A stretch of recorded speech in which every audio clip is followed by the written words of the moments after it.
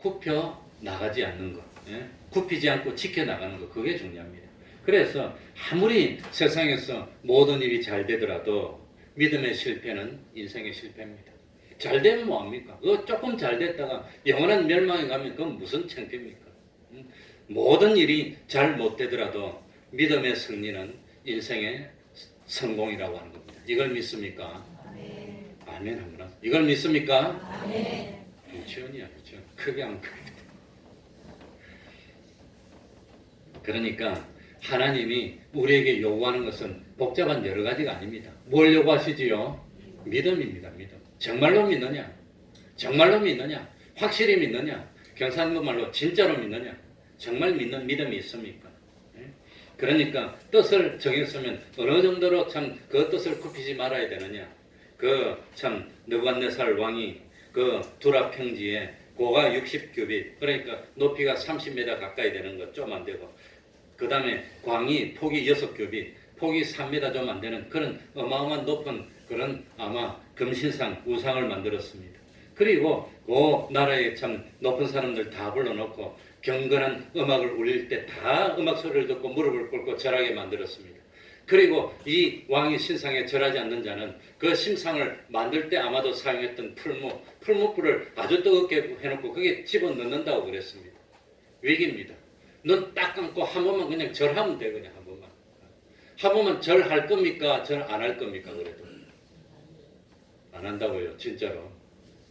그 거짓말 확실합니까? 그 거짓말. 그래가지고 다 불렀어. 얼마나 심장이 콩닥콩닥 거리겠습니까?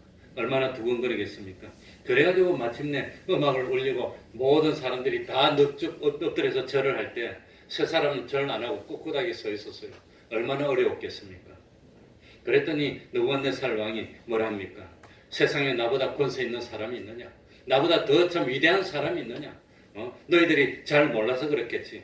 그러고 기회를 줬지만 끝까지 참 신앙을 굽히지 않았고, 그 신앙을 굽히지 않았더니 풀무불에 들어갔지만 살아서 나옴으로 하나님께 영광이 됐고, 그 다음에 감히 왕도 황제도 그 세상에 어느 누구도 하나님을 섬기는 이 문제로 시험하지 못했다는 겁니다. 시험하지 못했습니다. 그러니까 그런 어려움이 있습니다.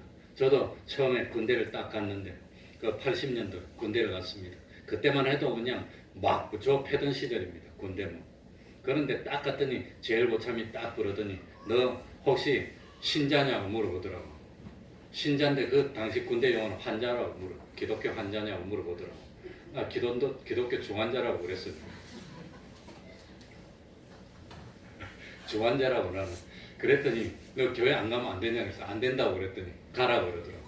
그래가지고 교회 갔는데 아무도 시비를 안 해.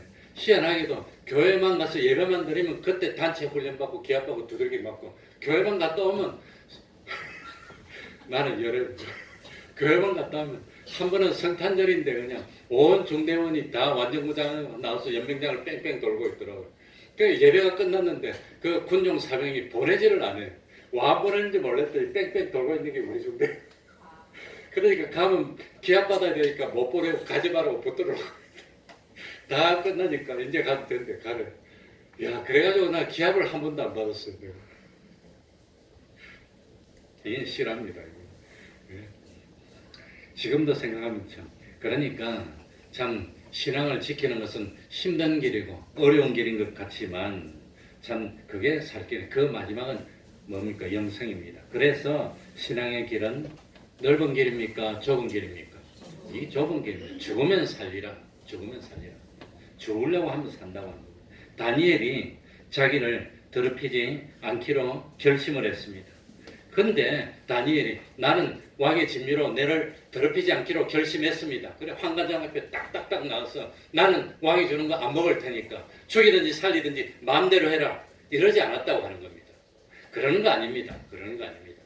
그러니까 제일 먼저는 하나님께 얼마나 기도를 했겠습니까? 얼마나 기도를 하고 얼마나 각오를 하고 결심을 하고 심장이 두근거리고 마침내 기도하고 기도해서 황관장 앞에 나갔습니다.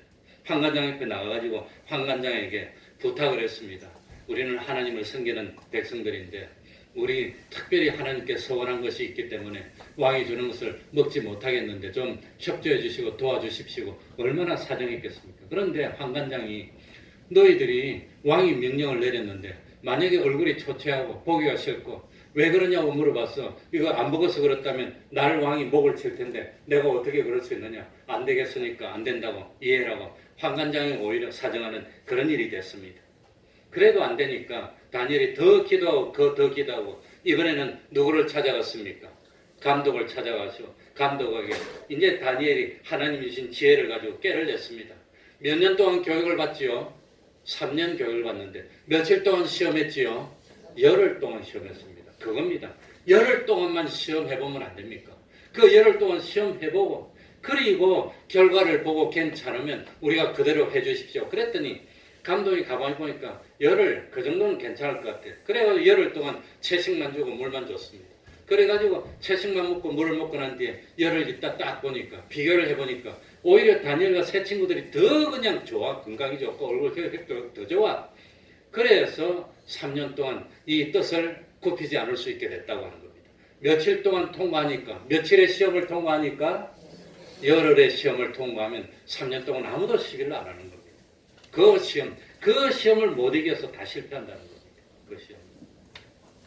그 열을 견디지 못하면 다 실패하는 겁니다. 우리들이 분명히 알아야 될 것은 고난은 잠깐이고 영광은 영원토록 계속된다고 하는 겁니다. 이걸 믿습니까?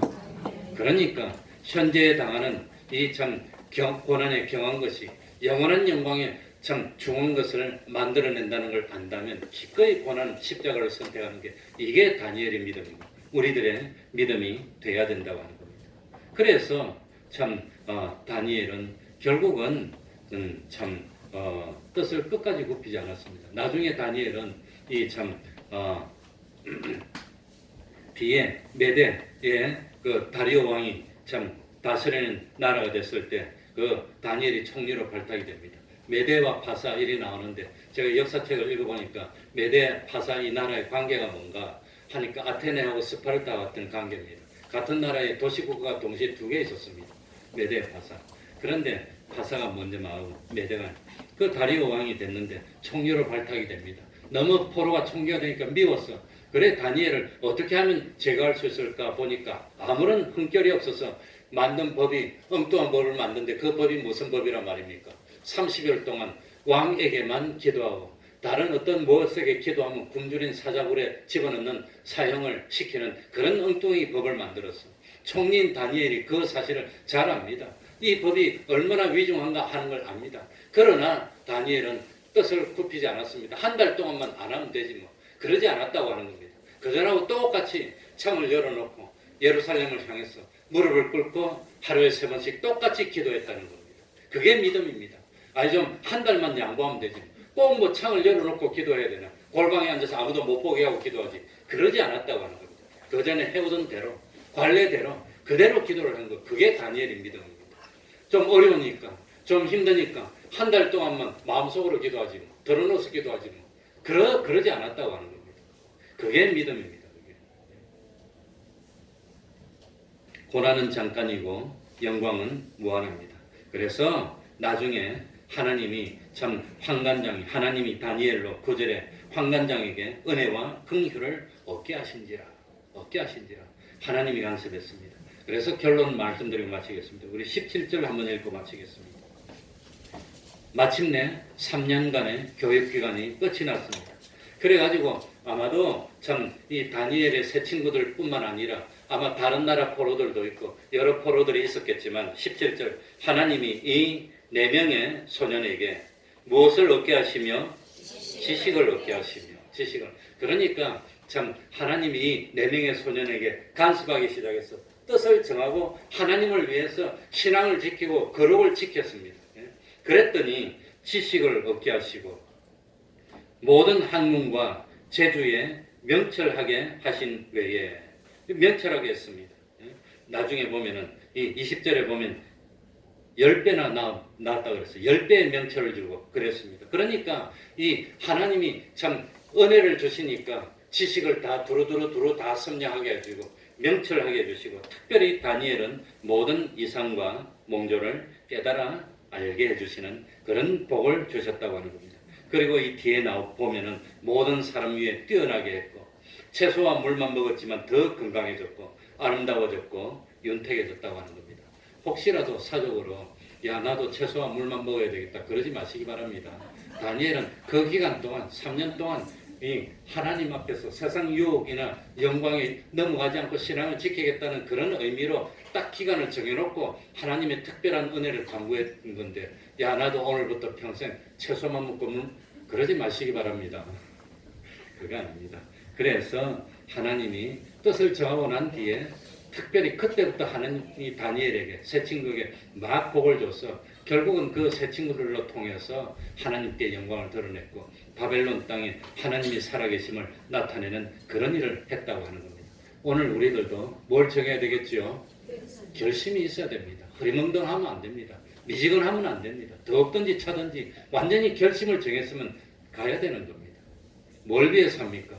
왜 삽니까? 뭐 때문에 삽니까? 인생의 목적이 있습니까? 한평생 다 살아놓고 후회하고 내가 뭘 위해 살았나? 그러다가 죽을 겁니까? 하나님을 위해 사시기 바랍니다. 그게 후회 없는 삶입니다. 말씀을 생각하면서 통성으로 기도하겠습니다. 그러니까 난 왜 삽니까? 뭘 위해 삽니까? 살아계신 하나님을 위해 살기 바랍니다. 분명히 하나님이 간섭하시고 함께 하십니다.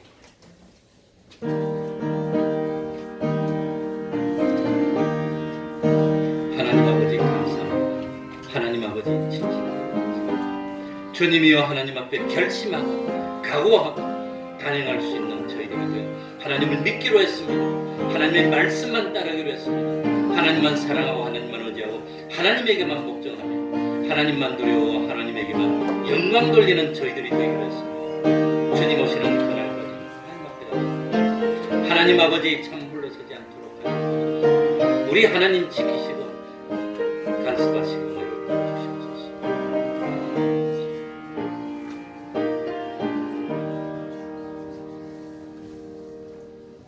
찬송 올리겠습니다. 473장입니다.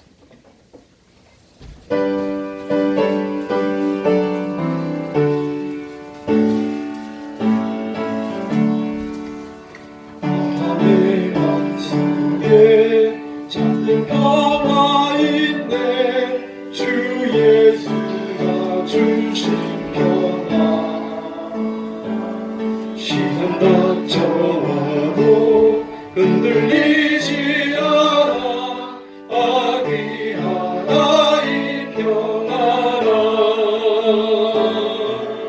주가 항상 계셔 내 맘속에 주가 항상 계셔 기쁘다 주 나의 맘에 계셔 미워하시네 어찌 내가 주를 떠나 살고 이 귀한 평화 내가 받고 보니 모든 슬픔 사라지고 맘의 기쁨 넘쳐 주를 찬양하네 평화의 임금 예수 주가 항상 계셔 내 맘속에 주가 항상 계셔 기쁘다 주 나의 맘에 계셔 미워하시네 어찌 내가 주를 떠나 살까 주는 알게 하래 내가 사는 동안 이 고개를 빛내리라 기쁜 그날이 와 주를 만나 뵐 때 아군 평화 영원하리 주가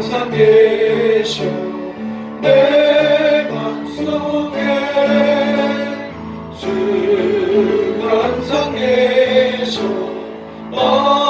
기쁘다 주 나의 맘에 계셔 위로하시네 어찌 내가 주를 떠나 살까.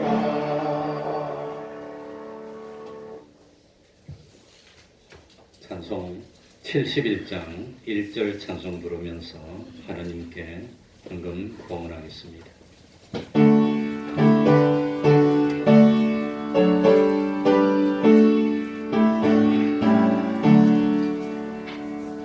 내게 있는 모든 것을 아낌없이 바치네 사랑하고 의지하여 주만 따라가겠네 주께 드리네 주께 드리네 사랑하는 구주 앞에 모두 드리네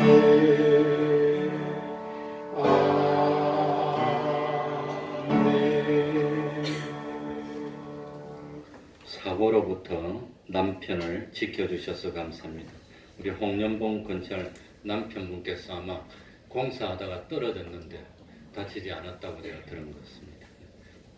자가용 주셔서 기쁨 가운데 출근하게 하시니 감사합니다. 영육 강건 주셔서 맡겨진 사명 감당하게 하신 감사합니다. 하나님의 뜻을 찾아 순종하는 자녀 되게 하신 감사합니다. 범사에 감사합니다. 충만케 하시는 주님의 은혜 감사를 드립니다. 기도하겠습니다. 하나님 아버지 사고로부터 지켜주셔서 감사합니다. 또 전염병으로부터 지켜주시고 모든 경우에 우리 하나님이 저희를 지키시고 보호하시고 그리고 건강하게 참 주님의 은총 가운데 삶을 살 수 있도록 은혜 베풀어 주옵소서. 충만케 하여 주시니 감사합니다. 하나님의 뜻을 찾아 순종하게 하여 주시니 감사합니다. 영육의 강건 주시니 감사합니다. 또 차량을 주시니 감사드립니다. 항상 기쁜 가운데 참 하나님께 원하고 원해서 충성할 수 있는 저희들이 되게 해주시고 특별히 다니엘처럼 이 시간에 작정하고 뜻을 정하여 주님 앞에 가는 그 날까지 후퇴하지 않고 참 후회함이 없는 복된 삶을 살고 기쁨으로 생명을 하나님께 맡기고 갈 수 있는 보람된 삶을 사는 저희들이 될 수 있도록 하나님 아버지 은혜 위 은혜로 더하여 주시옵소서. 예수님 이름으로 기도하옵나이다. 아멘.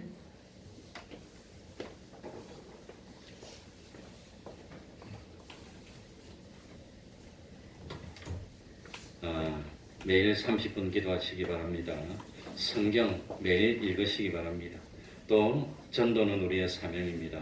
가정에 찬송과 말씀과 또 기도하는 예배하는 가정 되시기 바랍니다. 특별히 위생관리에 철저히 해야 될 것 같습니다. 요즘 뭐 여러 가지 루머가 이렇게 돌고 그러는데 저도 뭐 조그만하게 형식적으로 교회 입구에 뭐 하나 붙여놨는데 보신 분이 있는지 모르겠습니다. 특별히 그 14일 보름 이내에 중국에 갔다 오신 분이 있으면 대단히 죄송하지만 예배에 참석하지 그 말도 목사가 참아 못할 것 같아요. 그래서 말로는 안 하고 그냥 붙여놨습니다. 오는 거 뭐 하나님 앞에 오는 걸 누가 맡겠습니까? 하나님이 특별히 뭐 감동해 해주시라고 봅니다. 그런데 그 저기 어디의 교회에는 그 뭡니까 확신자하고 어떤 그 분이 만났는데 발열이 됐다 그럽니다. 그런데 나중에 검사해 보니까 음성으로 나와서 이번 주부터 예배를 드린다 그러는데 그런 경우가 주변에 곳곳에 있습니다. 그러니까 이럴 때일수록 더 기도하고 건강 제일 잘 지켜주시는 방법은 열심히 전도하고 성경 읽으면 하나님 건강해. 하나님이 안 지켜주시면 사람이 됩니까? 지금 중국에는 확진자가 3만 명이 넘는다 그러는데 3만 명이 내 계산에 한 명당 100명만 만나면 300만 명인데 맞습니까? 300만 명을 어떻게 가져옵니까? 공산주의 나라니까 뭐 강제로 못 나게 할지는 모르지만 결국은 하나님이 해주시면 됩니다.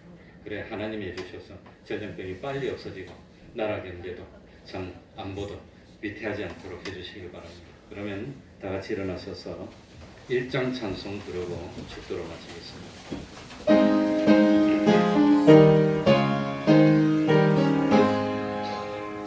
만복의 근원 하나님 온 백성 찬송 드리고 저 천사여 찬송하세 찬송 성령 성자 성령 아멘. 우리 주 예수 그리스도의 은혜와 하나님 아버지의 사랑하심과 성령님의 교통하심이 항상 함께하여 주시기를 축원하옵나이다. 아멘.